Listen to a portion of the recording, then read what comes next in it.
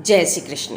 देहि में सौभाग्यम आरोग्यम, देहि में परमम सुखम, रूपम देहि जयम देहि, यशो देहि दिशो जहि।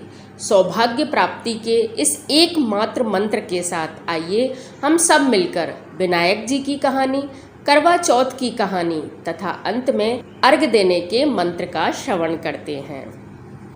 विनायक भगवान की जय। चिमटी भर चावल चुल्लू भर दूध लेके विनायक जी लड़के का वेश धर के नगरी में घूमने लगे और बोले, कोई मेरी खीर बना दो, कोई मेरी खीर बना दो।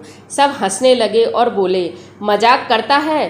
कोई इस बात पे तैयार नहीं हुआ। एक बुढ़िया बोली, ला बेटा मैं बना देती हूँ। छोटा सा बर्तन लेकर उसने चूल्हे पर चढ़ाया और खीर बनाने लगी। लड़का तो खेलने बाहर चला गया, इधर खीर उफनने लगी। बड़े से बड़ा बर्तन बुढ़िया माई निकालती जाए पर खीर उफनते रुके नहीं। खुशबू से बुढ़िया की बहू जो कि गर्भवती थी, उसने भगवान गणेश का नाम लेकर दरवाजे के पीछे बैठकर खीर का भोग लगा के खा लिया। इतने में बुढ़िया आई और उसने आवाज़ दी, ओ गणेशा तेरी खीर पाले। झट गणेश जी आए और बुढ़िया से बोले, माँ तेरी बहू ने मेरे भोग लगा दिया, सो मैं तो जिम लिया, अब तू नगरी को जिमा दे। बुढ़िया सबको नौतने जाए, सब हंसने लगे। बोले, कल तक तो खुद को खाने को नाज नहीं था, आज खीर जमाने आई है। फिर भी सब देखने आए, ठाठ से खीर जीम कर गए, लेकिन खीर का उफान कम नहीं हुआ। हे गणेश जी महाराज, जैसे खीर का उतार नहीं आया और खीर का भगोना भरा रहा, वैसे ही हमारे घर में भी सदा भंडार भरे रखना। बोलो गजानन जी महाराज की जय। बोलो गणेश जी महाराज की जय। शिव पार्वती कार्तिकेय जी की जय। हे चंद्रमा देव आपकी जय। करवा माँ आपकी जय। एक गांव में एक साहूकार के 7 बेटे और एक बेटी थी। सेठानी ने 7 बहुएं और बेटी सहित कार्तिक कृष्णा चौथ करवा चौथ का व्रत किया। उस लड़की के भाई हमेशा अपनी बहन के साथ भोजन करते थे। उस दिन भी भाइयों ने बहन को भोजन के लिए बोला। तब बहन बोली, भैया आज मेरा करवा चौथ का व्रत है, इसलिए चांद उगेगा तब खाना खाऊंगी।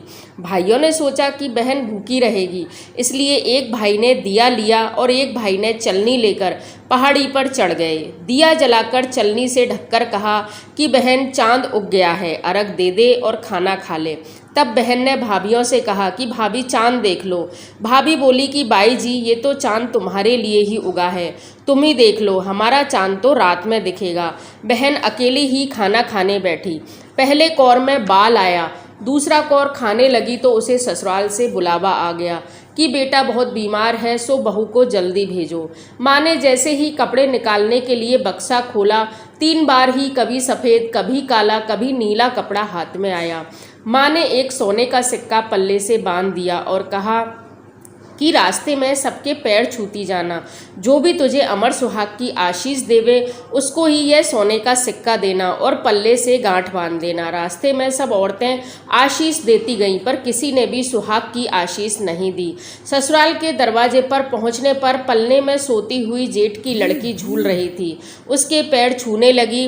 वह बोली कि सीरी रहे सपूती रहे, 7 पूत की माँ हो। यह वाक्य सुनते ही उसने जल्दी से सोने का सिक्का निकाल कर उसे दे दिया और पल्ले से गांठ बांध ली। अंदर गई तो पति मरा पड़ा था। बहू ने अपने मरे हुए पति को जलाने के लिए नहीं ले जाने दिया और बोली, मेरे लिए एक अलग से झोंपड़ी बनवा दो, वहीं मैं अपने मरे हुए पति को साथ लेकर रहूंगी।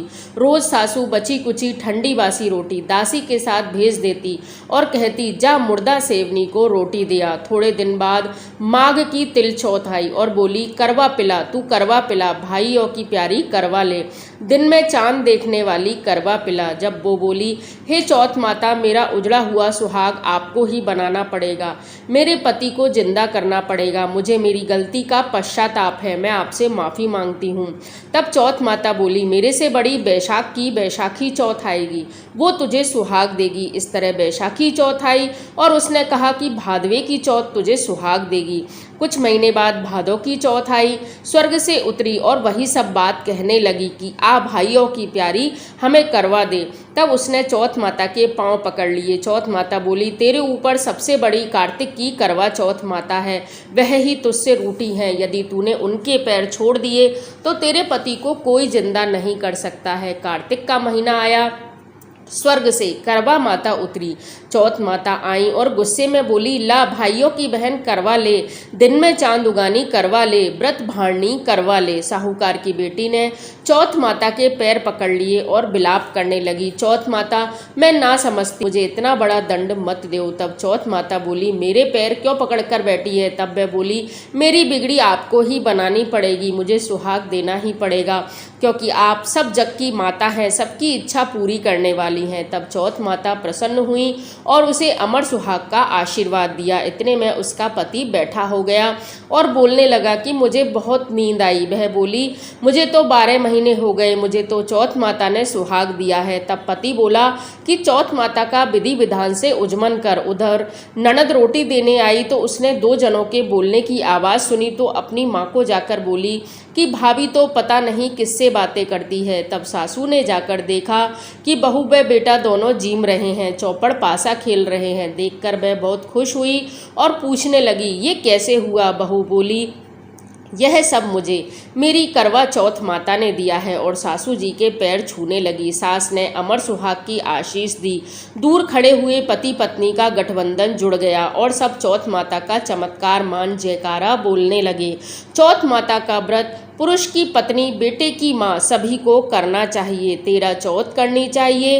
हे चौथ माता, जैसा साहूकार की बेटी का सुहाग अमर किया वैसा सभी का करना। कहते को सुनते को, हुंकारा भरते को सभी को अमर सुहाग देना। बोलो मंगल करनी दुख हरनी चौथ माता की जय। इसके बाद चांद को अर्घ देते समय आप सब यह बोलें, चांदा हेलो उगियो, हरिया बांस कटाए, साजन ऊबा बार ने आखा पाती लाए, सोना केरो दीवलो रूपा केरी बात, महे सुहागन जोइयो करवा चौथ की रात, सोना की सी सांकली गले मोतारो हार, करवा चौथ का चांद ने अर्घ देवता जीवो मेरा वीर भरतार।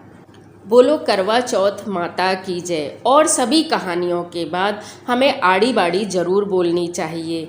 वह इस प्रकार बोली जाती है, आड़ी बाड़ी सोना की बाड़ी, जी में बैठी कान कुआड़ी, कान कुआड़ी कई कई मांगे, 36 करोड़ देवता मांगे, बाड़ी सींचा कई कई होए, अन्न होए धन होए, लाछ होए लक्ष्मी होए, बिछड़ा को मेल होए, निपूती को पुत्र होए, सासू को पुरसन बहू को जीमन, उठ भाई तपसी जीम भाई लपसी, भाई को थान भौजाई को मान, थाने थारी वार्ता रो फल और माने मारो व्रत को फल। तो कैसा लगा आपको मेरा ये वीडियो? अगर अच्छा लगा हो तो प्लीज़ लाइक शेयर और सब्सक्राइब जरूर कीजिए। धन्यवाद। जय श्री कृष्ण।